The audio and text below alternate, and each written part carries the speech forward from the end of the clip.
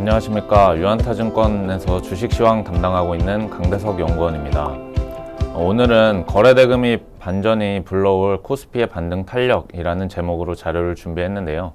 최근에 코스피가 바닥을 잡고 반등하는 모습을 보여주고 있는데, 이에 비해서 거래대금은 여전히 좀 저조한 상황 보이고 있어서 오늘은 거래대금과 관련해서 말씀드릴 수 있도록 하겠습니다. 목차부터 간단히 설명드리겠습니다. 최근에 코스피 바닥 잡고 반등하고 있는 상황에서 여전히 좀 거래대금 저조하다라는 최근 동향 말씀드리겠고요. 이어서 거래대금은 앞으로 어떻게 될 것인가, 또 주가에는 어떻게 도움을 줄 것인가에 대해서 말씀드리도록 하겠습니다.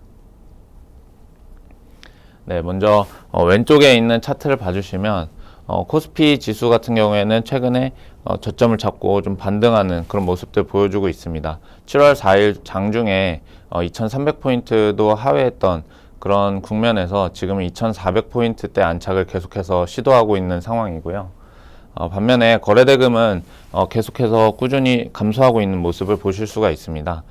지난해 1월 대비해서 80% 이상 감소한 수준이라고 볼 수가 있고, 이것은 코로나19 국면에서 유동성 장세를 감안한다고 하더라도 이미 충분히 상당한 수준으로 거래대금이 줄어든 것이다 라고 말씀드릴 수가 있습니다.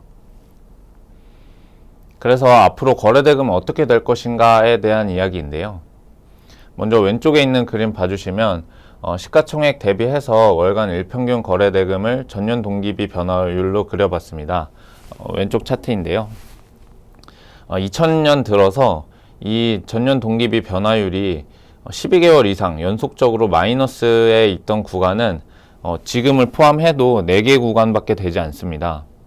지금은 17개월째 연속으로 마이너스 구간을 보여주고 있는 상황이고요. 또 이제 과거에 3차례 있었던 경우를 모두 감안했을 때도 평균적인 수준 이상으로 지금 거래대금의 감소가 조정이 진행되고 있다는 점을 참고로 말씀드릴 수가 있겠습니다. 또 오른쪽에 있는 그림 보시게 되면 이것은 지난 30년 이상의 월별 계절성을 나타낸 그림이라고 보시면 되는데, 시가총액 대비해서 거래대금의 비율이 계절적으로 여름 시즌 전후로 해서 감소했다가 그 이후에 뚜렷하게 증가하는 모습을 확인하실 수가 있습니다. 따라서 거래대금이 이미 충분히 조정을 겪었다라는 점과 그 다음에 계절성을 같이 고려를 했을 때 이번 여름을 저점으로 해서 거래대금은 앞으로 개선될 가능성이 높겠다라는 말씀을 드리고 있습니다. 그러면 이 거래대금의 반전이 앞으로 코스피에 어떠한 도움을 줄 것인가에 대한 부분인데요. 먼저 이 거래 비율 자체를 말씀드리겠습니다. 일평균으로 유동시가총액 대비로 거래 비율을 살펴봤을 때 지금 일평균으로 0.9% 정도 수준으로 지난 2000년 이후에 나타나고 있는 상황입니다.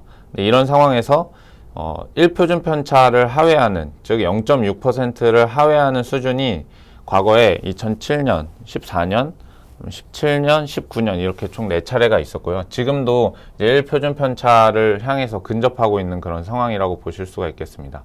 과거에 4번의 케이스를 살펴봤을 때 거래 비율이 완만히 감소하다가 반전하는 시점을 계기로 해서 기울기가 좀 가팔라지는 그런 모습을 확인하실 수가 있겠고요.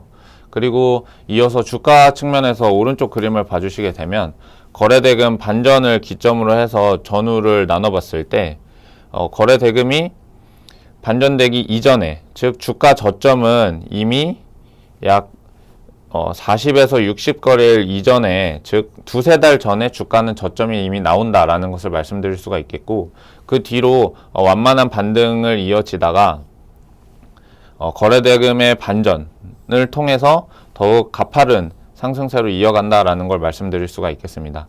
그래서 이번 7월 초 주가를, 코스피 지수를 저점으로 보고 있는데, 이러한 경우에 앞서 말씀드렸던 거래대금의 충분한 조정 기간, 그리고 계절성, 그리고 거래대금의 탄력이 주가의 상승 탄력을 더 강화시킬 수 있다라는 점에서 봤을 때 코스피 지수는 여름을 기준으로 해서 9월부터 더 상승 탄력이 강화될 수 있겠다라는 말씀을 드릴 수가 있겠습니다. 네, 그래서 지금까지 계속해서 감소하고 있는 거래대금의 추이와 앞으로 거래대금의 방향성, 그리고 이 부분이 코스피 주가지수에 어떤 도움을 줄 수 있는지, 긍정적으로 기여할 수 있다는 것까지 해서 말씀드렸습니다. 시청해 주셔서 감사합니다.